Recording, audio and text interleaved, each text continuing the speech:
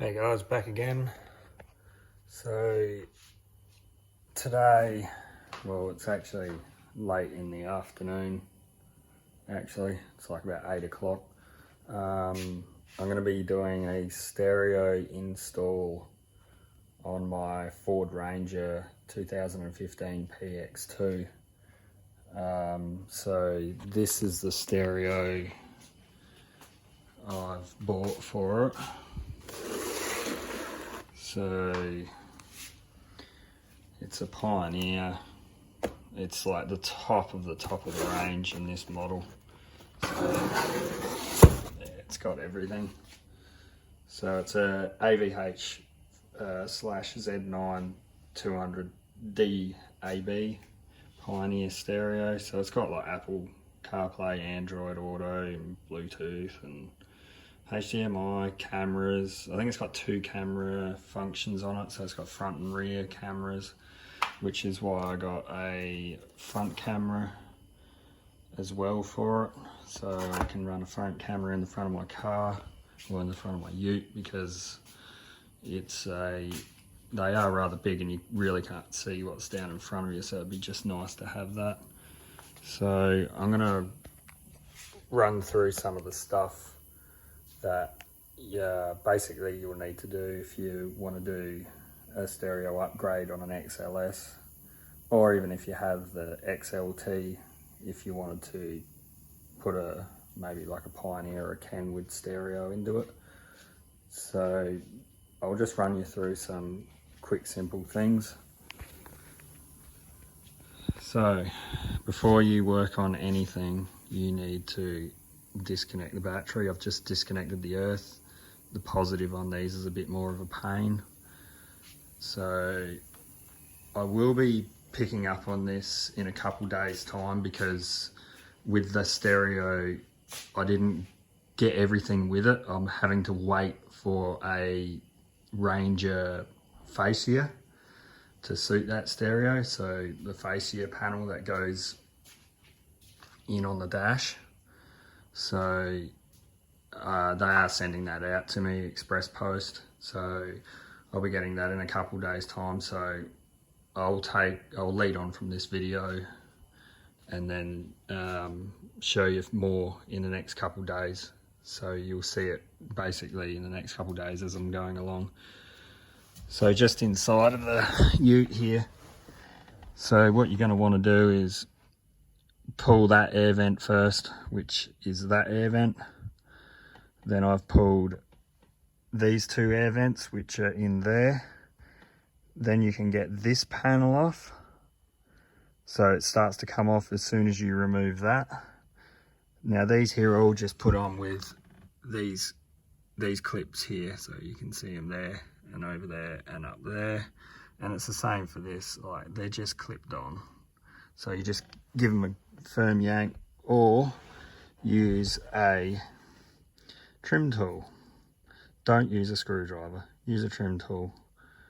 That way you do not scratch any of the dash. So now on the Ranger, if I can get some light up in here, you need to pull the fuse panel, which is that thing up there. So the fuse panel cover, which sits up in there. Behind it is a screw, which is right there. Then you can remove the lower panel below the steering column, because you will need to remove this panel here before you can get the top panel that comes through. So, and there's actually one of them little panels as well for the left hand side of the car, which is just sitting on top, which come out of right there. So, but yeah, so I'll lead on for this in the next couple days, like I said, when my fascia panel comes for the stereo. Now this here does have a aftermarket stereo in it. I bought this stereo for it when I first got the car. I've had this ute for 4 years now, and I bought it like basically as soon as I got it. It is an aftermarket eBay like Android stereo. It's a good stereo, but it does something I do not like. So what it'll do is, if you're driving along, from what I can tell, it will search for a stronger radio station. As in like around here, like we don't, like the radio station's nowhere near where I live. So we've got a really weak radio station, and it'll keep searching and you can't lock it onto it. So once it does search, you can go back and lock it, and then it's fine. As soon as you turn the car off, start it back up, and it finds that it's finding a weak signal, it starts searching again until you find that radio station again, and then put it back on. Other than that, it's a really good stereo. Now, in saying that, I live in a little country town, and that is why we don't have a strong radio signal. When I've taken this ute to the city, it doesn't search at all, because obviously they've got a stronger radio signal. So it's never done it once when I've been in the city. So you just put whatever radio station you want on, and it's completely fine.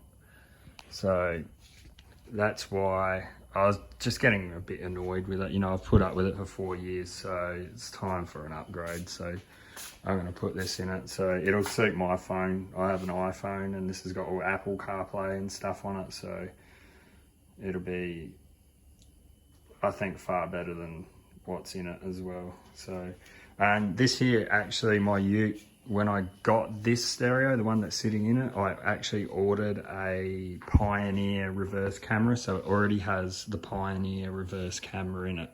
This model ute, it is the first of the PX2, so it's a 2015, did not come out with reverse camera.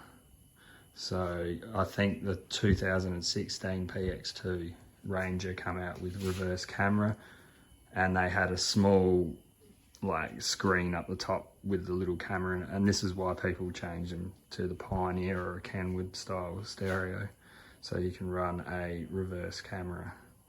But yeah, so I'll leave it here, and I'll pick up on this in a couple days time when my fascia panel turns up, and then I can start putting it all in. As far as I know, it is a plug and play, so it all links into the steering wheel.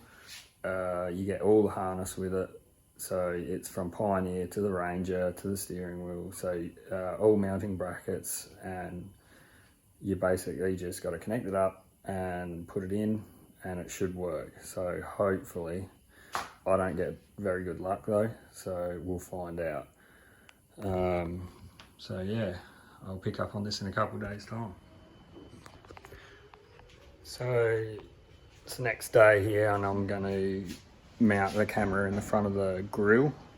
So I've just removed this panel that sits along here. It's got like 5 little clips. They just plug in along the top along here, and just little clips on the front. You just pull them out. That panel I've just got sitting up there. Now I've just got this little bit of alloy bracket here. I'm gonna just cut this side off of it, because it's like a bit of angle iron but in aluminium, and I'm gonna make up a new bracket, because I need to get the bracket to sit as flush as I can with the top of this, with the top of the camera, to make it fit just below the Ford badge here, so I can actually get in behind the badge.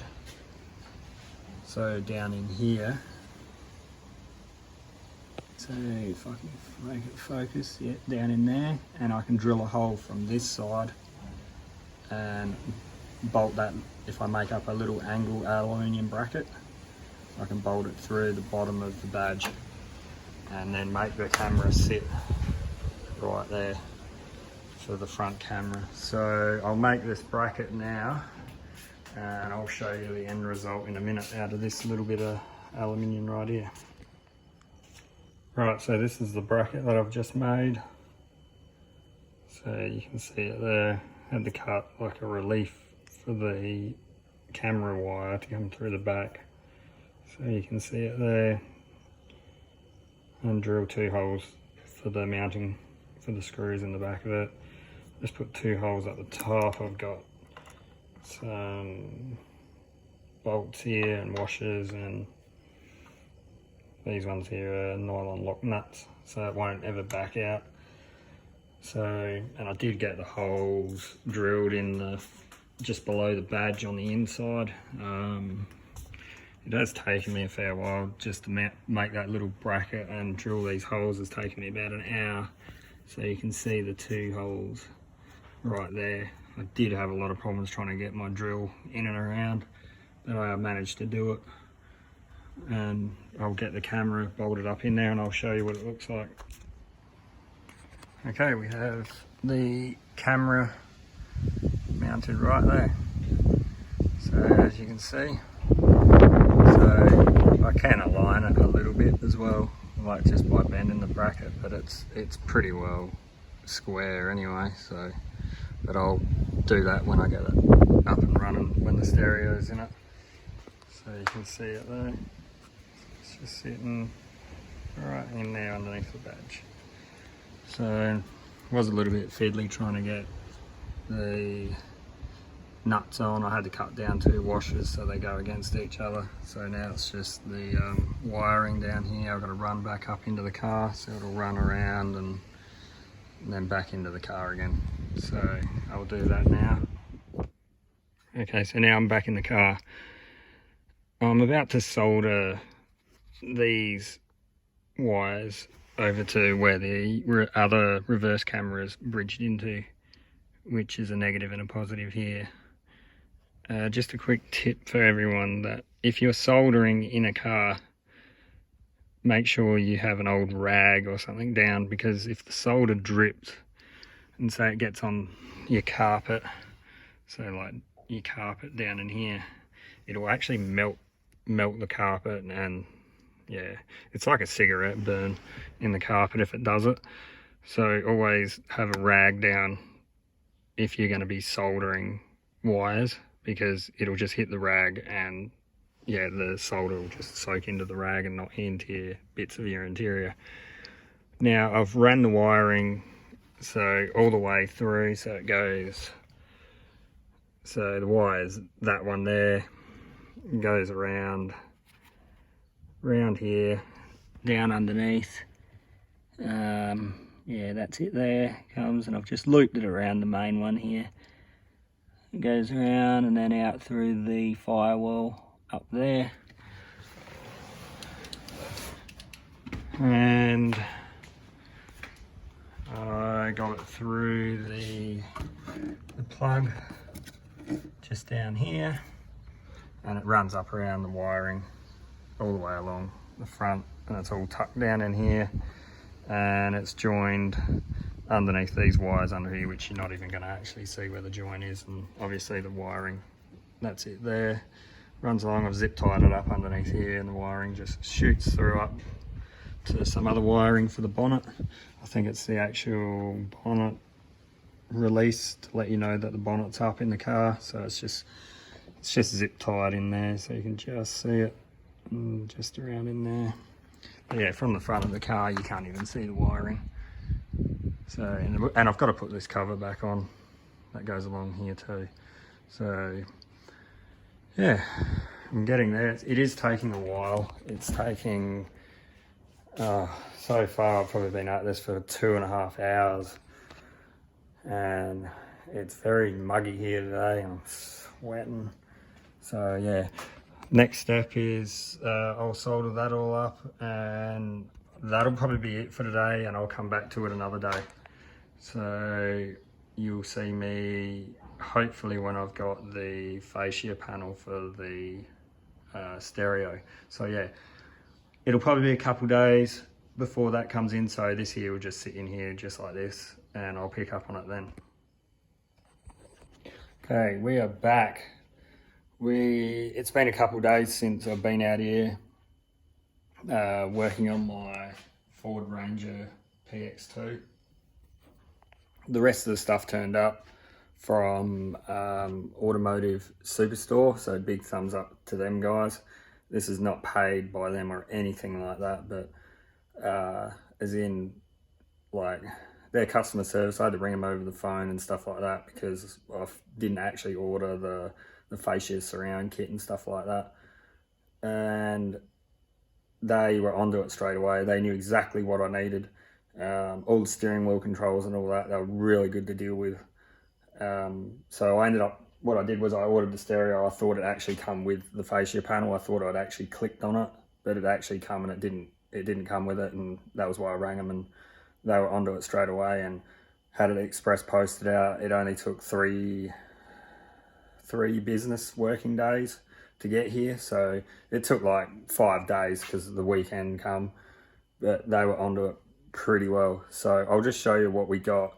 I have got it all out of the box at the moment.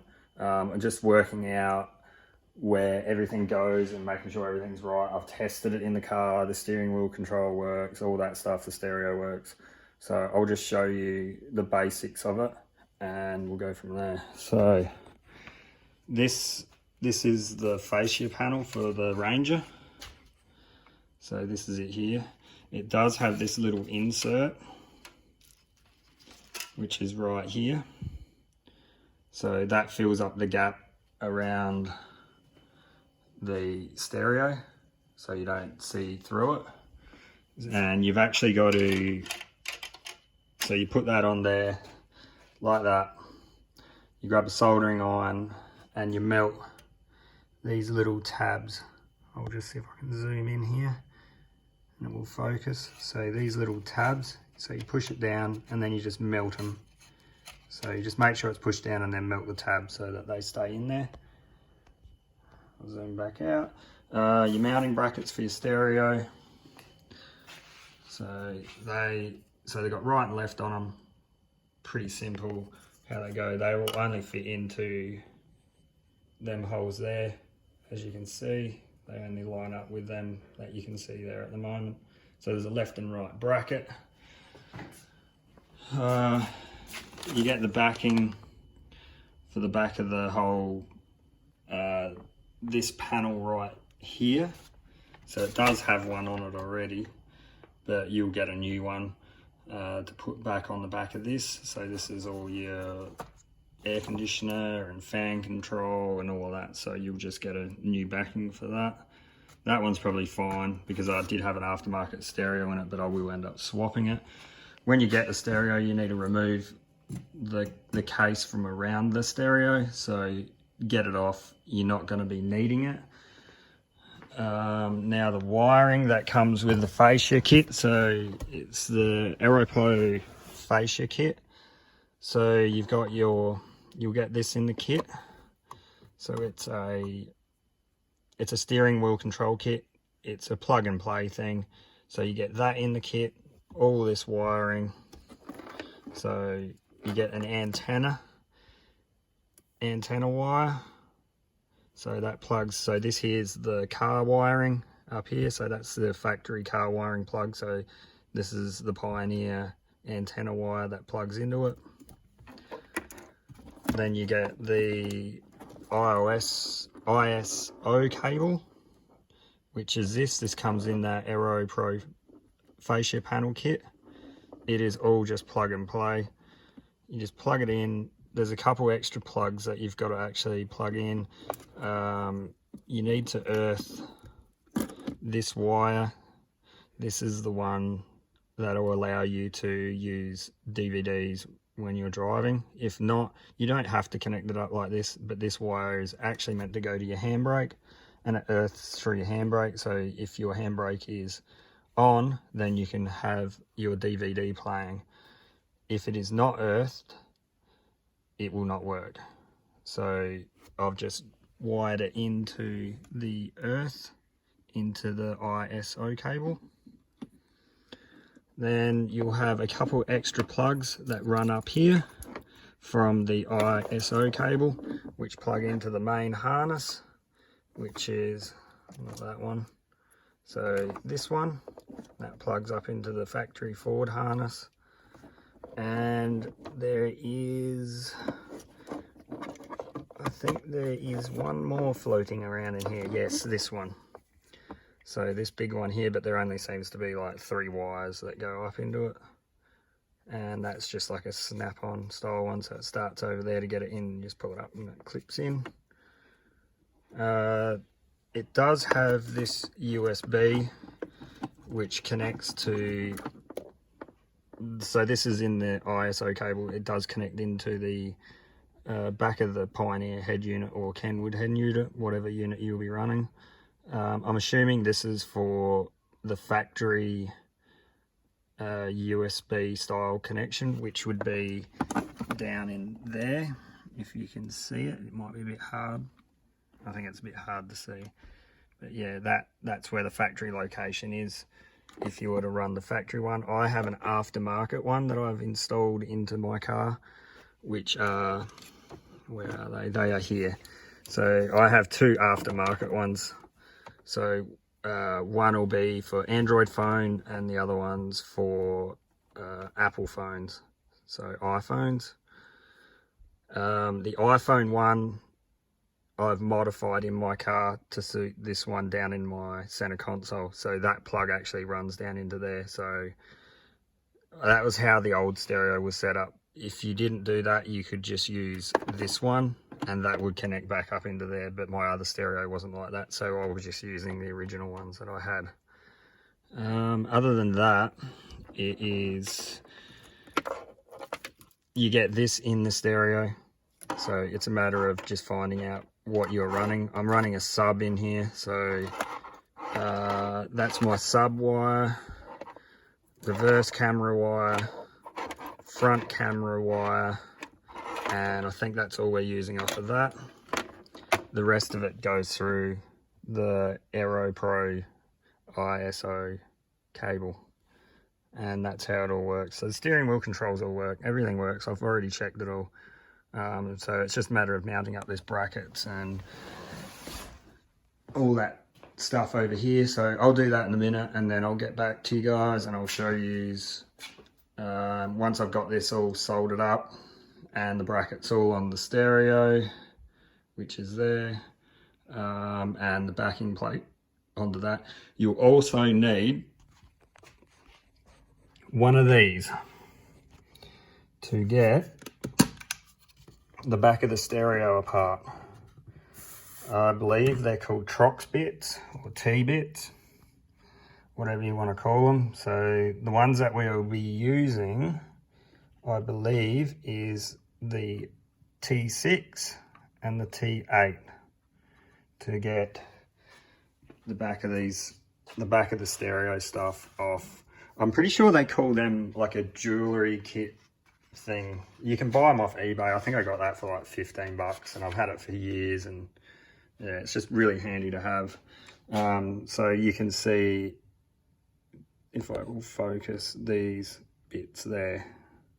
So the whole back of the factory Ford stereo unit stuff is all set up with them. Without that, you will not get it apart.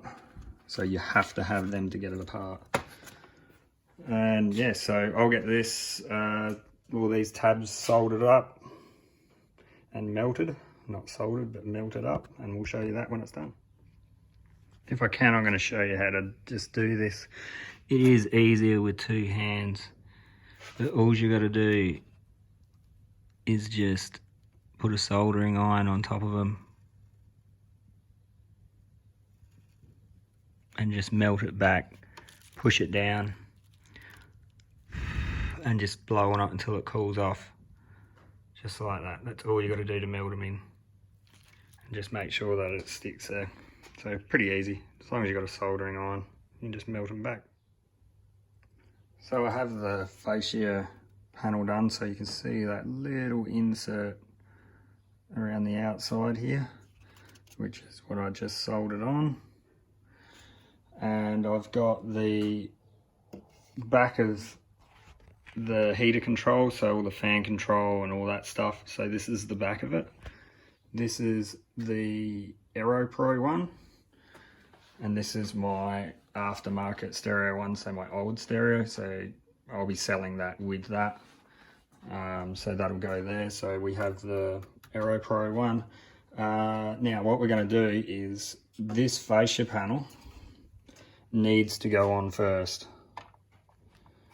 So it sits up in there like that, and you have 1, 2, 3, 4 screws, which are these ones. That holds that to that. So the fan control area. Then the Aero Pro backing will go over the top of it like that. So, and if I remember rightly, the old Ranger XLS, for the old screen that would have been up here, when you get it apart, because you won't be needing it, you take it all off, which will be these 4 screws, and it's connected with like a little cable that runs up into the top of it. You just unplug it. So you just disconnect it, and then that's it. You don't need to worry about it. The bottom of this will not link to the Pioneer screen. So yeah, you don't need to worry about it. So yeah, we'll get this screwed on. We'll get the Aero Pro backing put on this, and then I'll show you what that actually looks like. Okay, there we have it. We've got it all attached up now. So it's all one unit. So just flip him over. I just got him on some bubble wrap just to make sure I don't scratch it up or anything like that. So the backing's on it. Just another thing, you'll have to reuse this bracket. It actually retains the clip for the wiring plug in it. So you'll have to swap that onto it. And another thing is in this plug, it actually, all these little, all where the wires come through here and connect into the plug, all these little needle things, make sure they go through the plug nice and easy.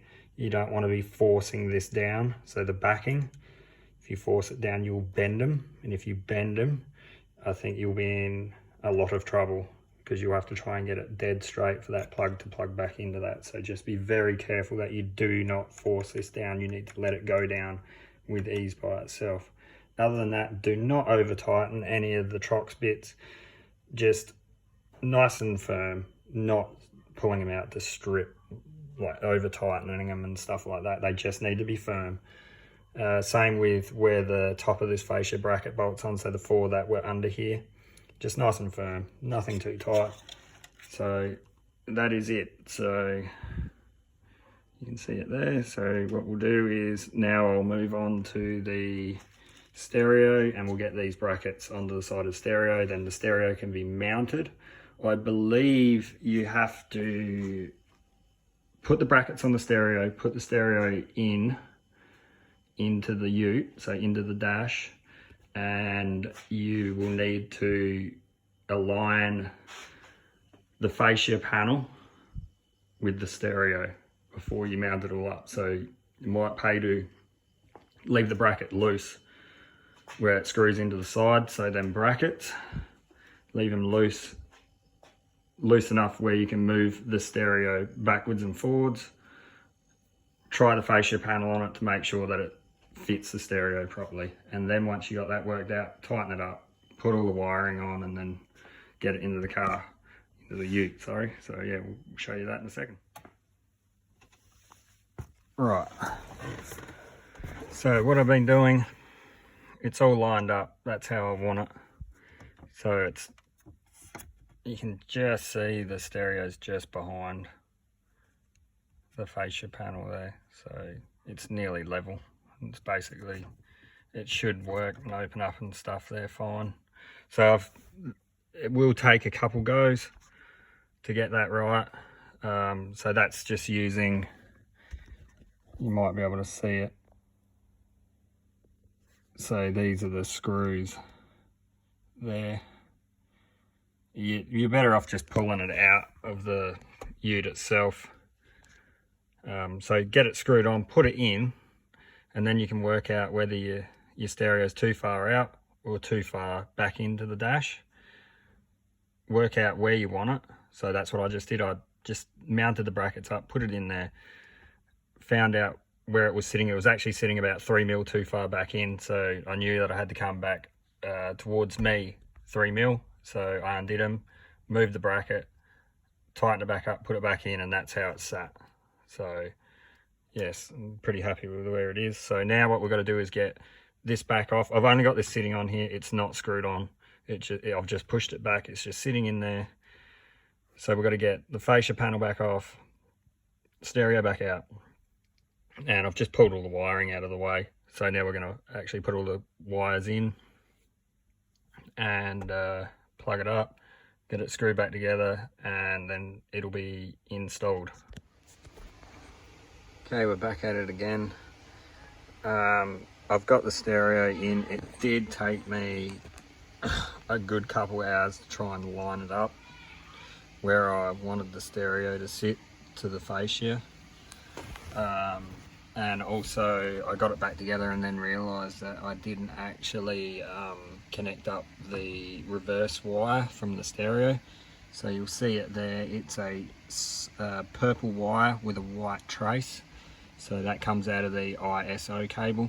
That actually needs to run to either your rear tail light for your reverse on your positive, or you can find over in the side I think there's a wire. I ran it all the way to the back because I've got other wiring that runs all the way to the back of my ute, so I just ran it with them because my ute's got an amp and sub in it.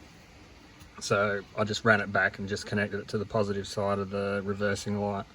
So it is as I said again, that is a purple with a white line. So if you do not have that connected, it'll come up when you put it in reverse.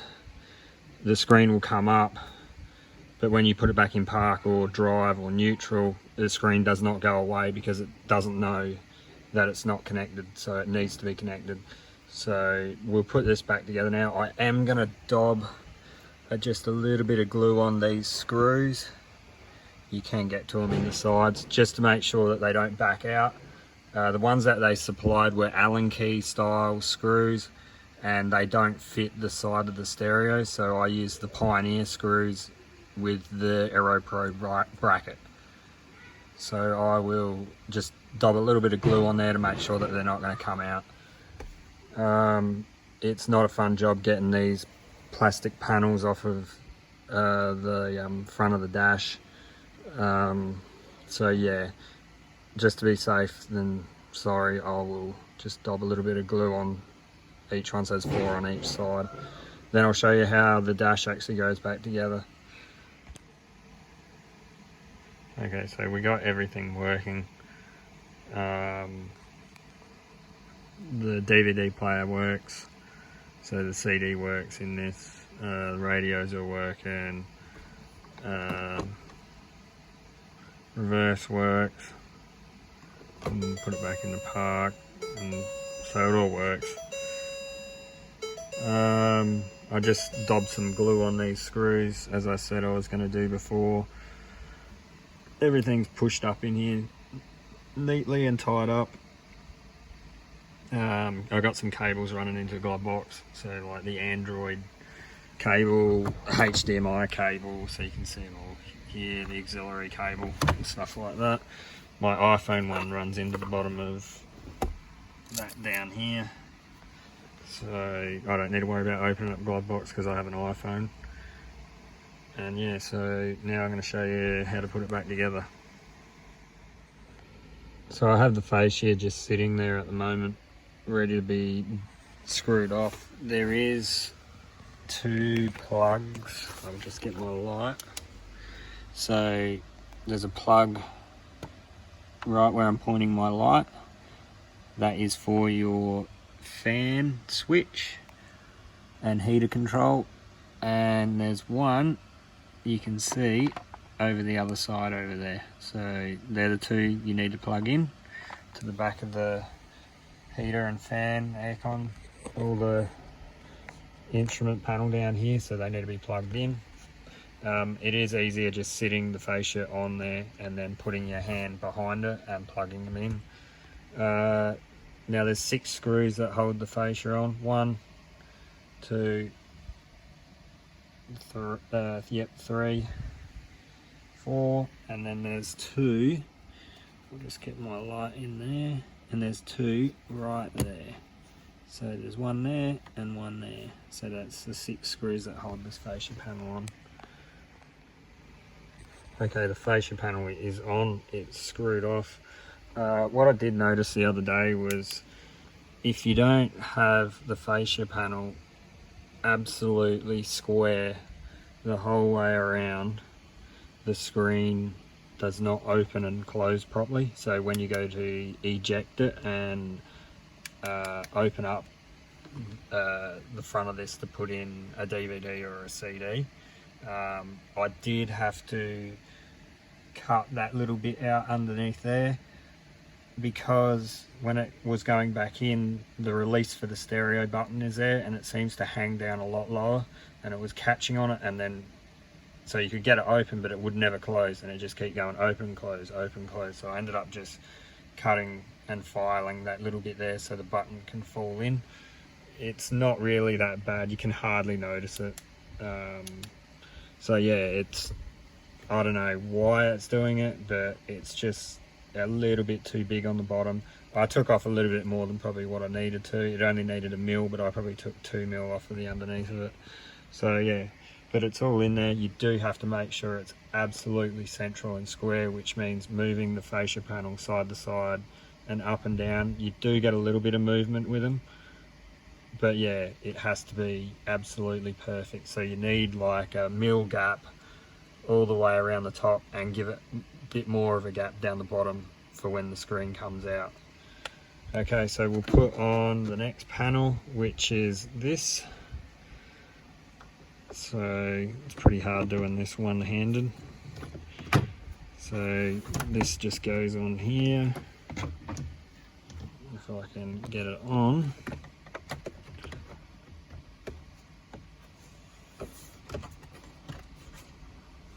So, like I said, this here is just all push on. Okay, I can't get this on with one hand and video on this, so, but yeah, so I'll get this on and then I'll show you with it on. Okay, so I just put this panel on. I did have to use 2 hands to do it.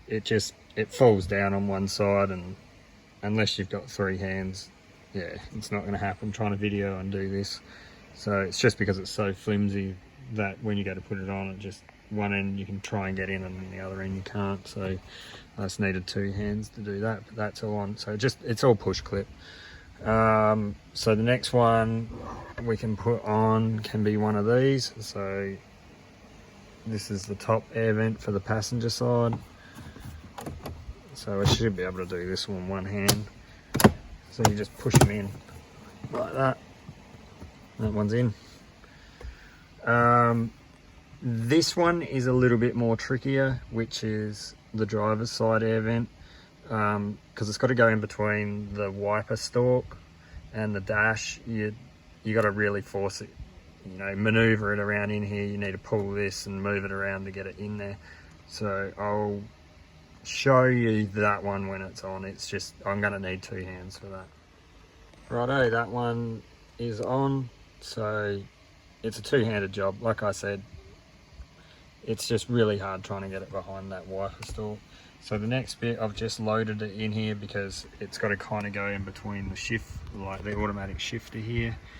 You do have to plug in the 2 plugs. So there's a plug here. I've just plugged them in because I need 2 hands to do this. So there's one on each side. So that's for the 12-volt power sockets. So there's one passenger, one driver's. So it is going to be hard trying to do this one hand because it does not like going back in. But basically, if I can get my light, so you got to line that pin up with that hole, and then it will be the same on the other side. So if I can get my light there again, so the same deal. So that pin into that hole. It requires a little bit of manoeuvring this panel around to try and get it in its place. It's got a clip down in the back too, which locates it.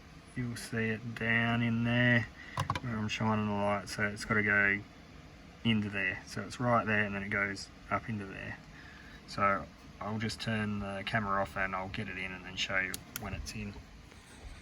Okay, so that panel is in. So you can see it's in there. It has 2 screws, so one there and the other one is right there. So they are not the original screws for that. The original screws use like a 7mm like bit, I think it's 7mm.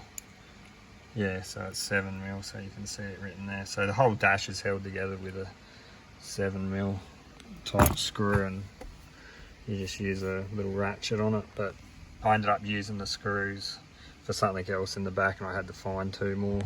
So I actually used the 2 screws up here and I needed, yeah, 2 more screws for down there, so I just found it in my nuts and screws box. So yeah, so that panel's all on now. So next panels will be these ones, so the lower ones in between the glove box and this dash fascia panel, and then the same on the driver's side, so it'll go in between that panel there and the fascia panel.